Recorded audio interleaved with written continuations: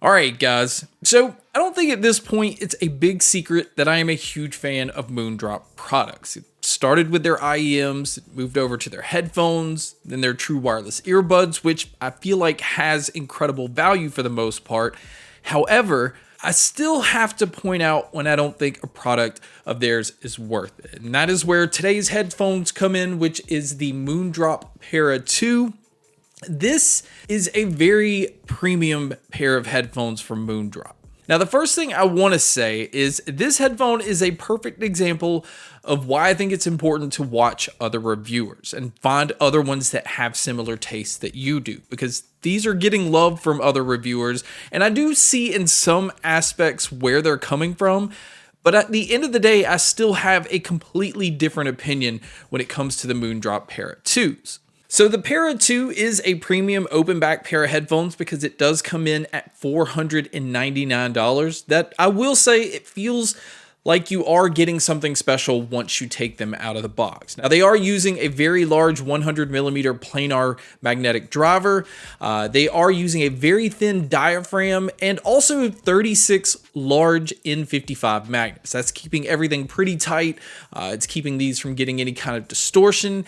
And for the most part, they're just very well built. They have an all stainless steel build. The ear pads on these are actually made from sheepskin material, which keeps these from cracking or aging over time like a lot of the other ear pads that we usually test. It is using the suspension headband, and it also has that cheese grater top headband at the top. Now, this is a very large headphone, mainly because they are having to use those 100mm drivers, but just because it's just large in general. But this headband does suspend the weight very nicely, so it's not one that actually feels heavy the whole time that it's on your head. Now, inside the box, it does come with this really nice, like, zippered case. I wouldn't say that this case is for these to be portable because this headphone really isn't, which it shouldn't be. It is an open back pair of headphones. I think this is more so just to keep them stored in with all of the other cables and accessories that it comes with. And the cable that it comes with, I would say, is a pretty nice cable. It does have the dual 3.5mm plugins, which goes into the left and the right side of your headphones.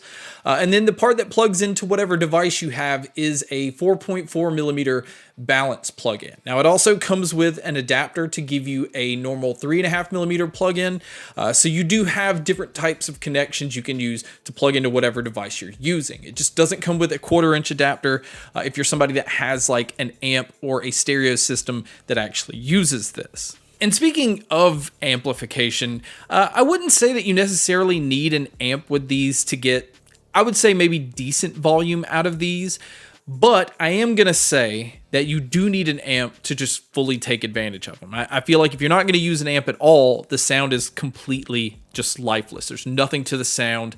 But an amp at least allows you to kind of pull out the low end a little bit more, brighten up the treble a little bit more, and maybe even pull out the mids to sound a little bit more forward, at least compared to the rest of the mix. But even with an amp, I am going to say that yes, the vocals and the instruments on this pair sounds really good. In fact, I would even say they sound pretty fantastic. But it's the bass on these that I feel like is non-existent. Now, luckily, an amp is going to help with this. Also, some burn-in time is going to help a little bit more with this. But I will still say that it wouldn't be my first pair that I'd go to when it comes to my listening preferences. And that's okay. I mean, nobody needs to get their feelings hurt that I don't agree with their favorite reviewers on what they've said about these headphones, or that I just don't think these are $500 well spent on this pair of headphones. I mean, the Sennheiser HD600s have a very similar sound signature to these, and right now you can pick those up for under $300, and that's a huge price gap between these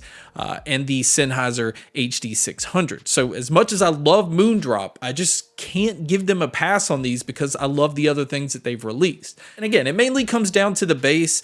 The bass is just not fun to listen to. I mean, everything else sounds great. I mean, mids are excellent. I actually feel like vocals and instruments have a really natural feel to them. And the treble itself is even nice and clean. It just has like a slightly warm sound to it. So I would say, like, for the most part, everything on these sound pretty neutral, and maybe that's what you're looking for. And even on top of that, the sound stage and the sound imaging are also very good. I mean, it's really wide open.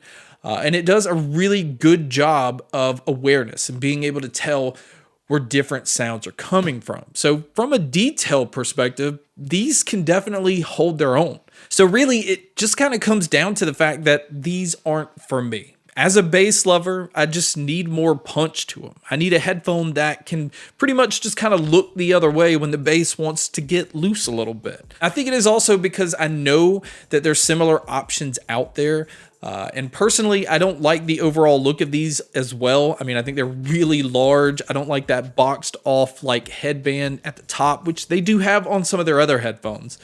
But as an example, the Odyssey MM100, which although technically uses a 90mm planar magnetic driver, it's equally capable, and it's a much lower profiled look, and it's cheaper. I mean, it comes in at $400, and honestly, if you just want the sound signature or something that's really close to the Para 2s without spending that kind of money, you have the option of going with the HD 600s for under $300. Even the original Para, which in my opinion sounds brighter than these, the bass is actually better on the Para 2s. I will give them that. Even the Para 1s you can pick up for, I believe, under $300 right now. So I just don't feel at the moment that the Para 2 is a good buy.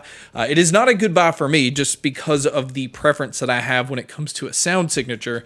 But if you are looking for something that's fairly neutral and doesn't really have a whole lot of life when it comes to the low end, but still has excellent details when it comes to the mids and the treble, maybe it's worth it to you. But again, I have to review these based off my own personal taste, and it's not something that I personally would drop $500 on. But guys, that's my video on the brand new MOONDROP Para 2s. Thank you so much for checking out this video. Thank you so much for checking out all the other videos. And as always, make sure to stay tuned for more.